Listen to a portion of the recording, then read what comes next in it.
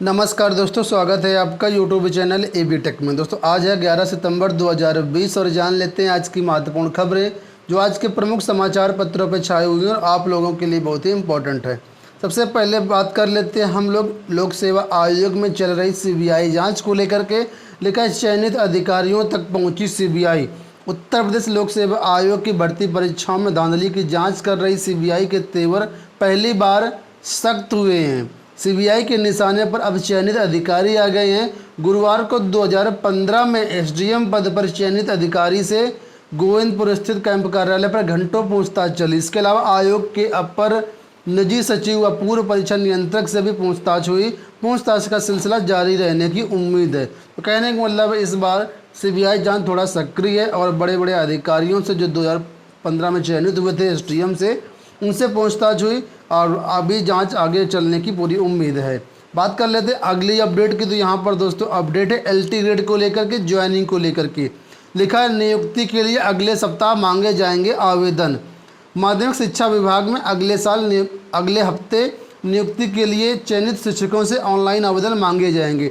इसके लिए विभाग ने पहली बार सॉफ्टवेयर तैयार करवाया है। इसके बाद अक्टूबर में प्रदेश के हाई स्कूल और इंटर कॉलेजों को नए शिक्षक मिल जाएंगे। यहाँ पर ये दोस्तों कहा गया कि आप लोगों के कॉलेज आवंटन के लिए जो 13 विषयों का कॉलेज आवंटन हो चुका है, जो रिजल्ट आ चुका है, उनका कॉलेज आवंटन करने के लिए अगले सप्ताह आवेदन मांगे जाएंगे और अक्टूबर में आप लोगों की ज्वाइनिंग दे दी जाएगी।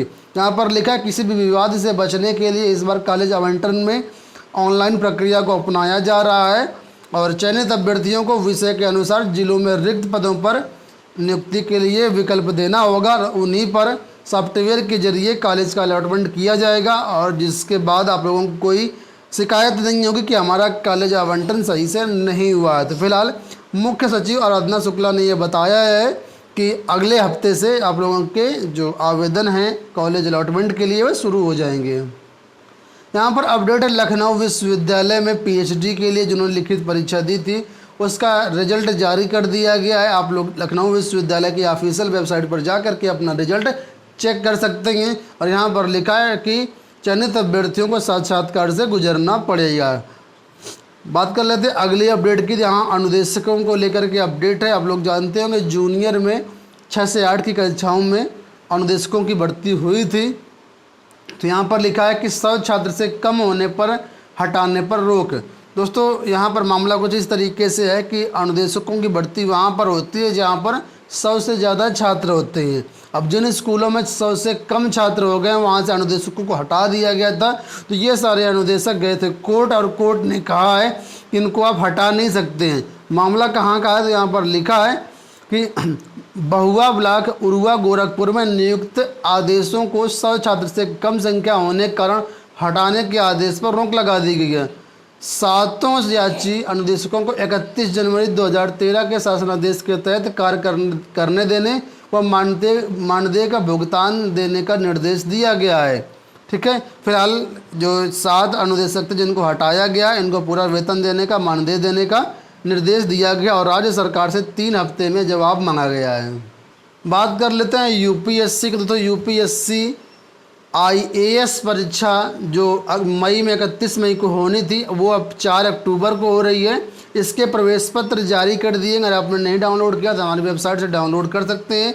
governmentjobcenter.com पर ये अवेलेबल है। यहाँ पर लिखा है कि परीक्षा के दौरान अभ्यर्थियों को मास्क पहनना अनिवार्य होगा। छात्रों को पारदर्शी बोतल में सैनिटाइजर लाने की भी छूट रहेगी। पहले ये परीक्षा 31 मई को होनी थी लेकिन कोरोना के बढ़ते संक्रमण के चलते इसको टाल दिया गया था। फिलहाल जो नए दिशा निर्देश है उनके अनुसार आप लोगों को बिना फेस मास्क अगर आप लोग लगा कर जाएंगे तो फिर नहीं प्रवेश दिया जाएगा। फेस मास्क आपको लगा करके ज़रूर से ज़रूर जाना है। ठीक है, इस वेबसाइट पर भी प्रवेश पत्र अवेलेबल है, यहाँ से भी डाउनलोड कर सकते हैं। बात कर लेते हैं हम लोग बीएचयू की। तो दोस्तों पेपर अपलोड होते ही वेबसाइट क्रैश। बीएचयू में इस बार ऑनलाइन परीक्षाएं हो रही हैं और यहाँ से पेपर अपलोड करना है, डाउनलोड करना है, उसके बाद फिर आंसर जो आपके हैं यानी आपके उत्तर कॉपी उसको स्कैन करके अपलोड करना। तो यहाँ पर लिखा है बीएचयू की परीक्षाओं को लगातार दूसरे दिन गुरुवार को तकनीकी गड़बड़ी का सामना करना पड़ा। स्नातक अंतिम सेमेस्टर के परीक्षार्थियों को एग्जाम पोर्टल पर लॉगिन कर उत्तर पुस्तिकाओं को अपलोड करने में पसीना छूट गया।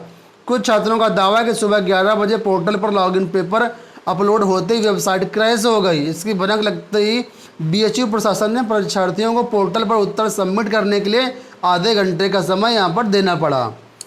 बात कर लेते हैं उत्तर प्रदेश राजर्ष टंडन यूनिवर्सिटी में जो लोग छात्र एडमिशन कराना चाहते हैं तो 30 सितंबर तक डेट बढ़ा दी गई है। इसके लिए नोटिस जारी कर दी गई है। जो छात्र इंटरेस्टेड हैं 30 सितंबर तक प्रवेश ले सकते हैं। बात कर लेते हैं MNIT में ऑनलाइन आवेदन करने की, तो यहाँ पर भी 2020-21 में जो रिक्त सीटें हैं उनके एडमिशन के लिए 15 सितंबर तक डेट बढ़ा दी गई है। 15 सितंबर तक आप लोग इसमें आवेदन कर सकते हैं। और यहाँ पर आपको बता दें MBA की जो रिक्त सीटें हैं उनके लिए ऑनलाइन आवेदन लिए जा रहे हैं।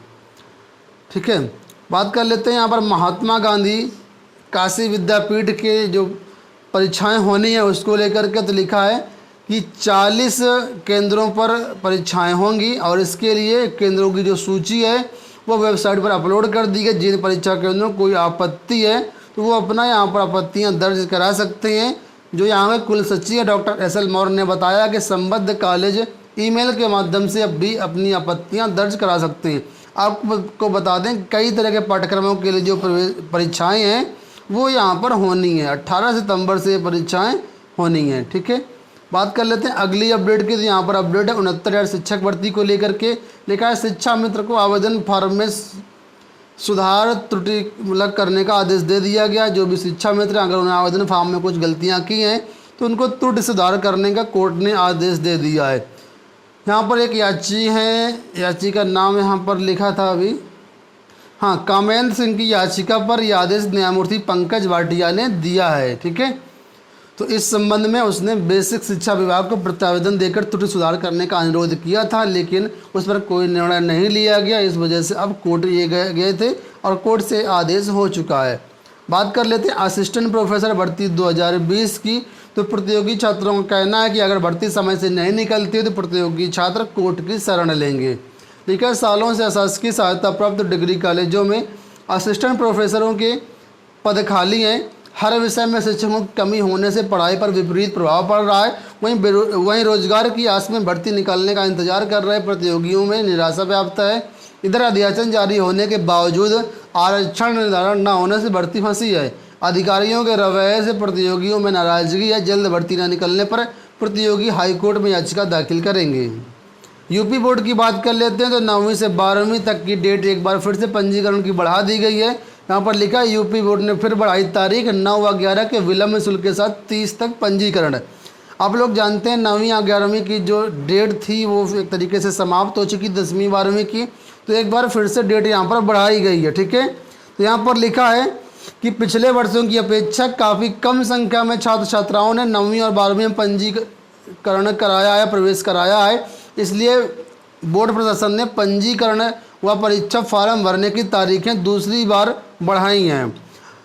अब यहाँ पर जो तारीखें हैं वो कुछ इस तरीके से आप लोग देख सकते हैं कि लिखा है प्रधानाचार्य सभी संस्थागत व व्यक्तिगत छात्र छात्राओं से 21 सितंबर तक पंजीकरण व परीक्षा शुल्क ले सकेंगे। कहने का मतलब ये हुआ कि 21 सितंबर तक अब आप लोग अपना एडमिशन भी करा सकते हैं। यहाँ पर जेईई मेन की परीक्षाएं दोस्तों हो चुकी हैं और कुल मिलाकर के जो उपस्थिति रही है वो 74% उपस्थिति दर्ज हुई है। आप लोग जानते हैं देश भर में इस परीक्षाओं का बहुत विरोध हुआ था। 1 से 6 सितंबर के बीच ये परीक्षाएं आयोजित की गई थी और कुल मिलाकर के 8,58,000 छात्रों में से केवल 6,35,000 छात्र छात्राएँ ही परीक्षा में शामिल हुए। इस तरीके से 74% उपस्थिति यहाँ पर पाई गई है। विभिन्न छात्र हैं जो बेरोजगारी से परेशान हैं और इसलिए बेरोजगारी के मुद्दे पर पीएम मोदी के जन्मदिन पर यानी 17 सितंबर को बेरोजगारी दिवस मनाएंगे। यहाँ पर है कि बैठक में शोध छात्रा नेहा यादव ने कहा कि देश में पिछले 45 वर्षों में बेरोजगारी में सर्वाधिक बढ़ोतरी हुई है। इसके विरोध में 17 सितंबर को प्रधानमंत्री नरेंद्र मोदी के जन्मदिन पर छात्र राष्ट्रीय बेरोजगारी दिवस मनाएंगे।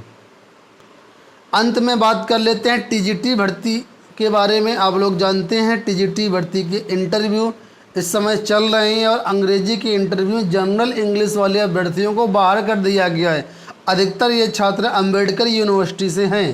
तो यहाँ पर लिखा है कि अंबेडकर विश्वविद्यालय के स्नातकों को साक्षात्कार में शामिल करने का निर्देश। दोस्तों कई ऐसे छात्र थे जो जनरल इंग्लिश से थे, उनको बाहर किया गया। तो ये अभ्यर्थी कोर्ट गए थे और कोर्ट ने इनको एक तरीके से ये कहा है कि 10 सितंबर को होने वाले साक्षात्कार में शामिल किया जाए। हालांकि 10 सितंबर तो कल थी। आई थिंक ये न्यूज़ बाद में आई है या यहाँ पर गलत प्रिंट है, ये कुछ कहा नहीं जा सकता। लेकिन यहाँ पर यह लिखा है कि अंग्रेजी विषय के लिए मान्य करार देने के लिए मामले में याचिकाकर्ता को 10 सितंबर को होने वाले साक्षात्कार में शामिल होने का निर्देश दिया है। साथ ही याचिका पर 4 सप्ताह में माध्यमिक शिक्षा सेवा चयन बोर्ड व राज्य सरकार से जवाब भी मांगा गया है। यहाँ पर यह भी लिखा है कि कोर्ट ने कहा कि साक्षात्कार का जो परिणाम होगा इस याचिका के अंतिम निर्णय पर निर्भर करेगा। तो कहने का मतलब ये हुआ जनरल इंग्लिश वाले छात्रों को इंटरव्यू में शामिल होने का दिशा निर्देश दिया गया है, लेकिन इनका रिजल्ट जारी नहीं किया जाएगा। रिजल्ट के लिए जब तक ये केस फाइनल नहीं होगा तब तक रिजल्ट नहीं जारी होगा और जैसा भी रिजल्ट ऑर्डर में आएगा उसी के अनुरूप रिजल्ट जारी किया जाएगा। फिलहाल जो भी अंग्रेजी जनरल इंग्लिश का छात्र हैं उनके लिए अपडेट है। ठीक है, तो ये दोस्तों आज की हो गई महत्वपूर्ण अपडेट। आशा करते हैं वीडियो पसंद आया होगा। वीडियो को लाइक और शेयर कर दीजिएगा। चैनल पर पहली बार आए चैनल को सब्सक्राइब भी कर लीजिएगा। धन्यवाद।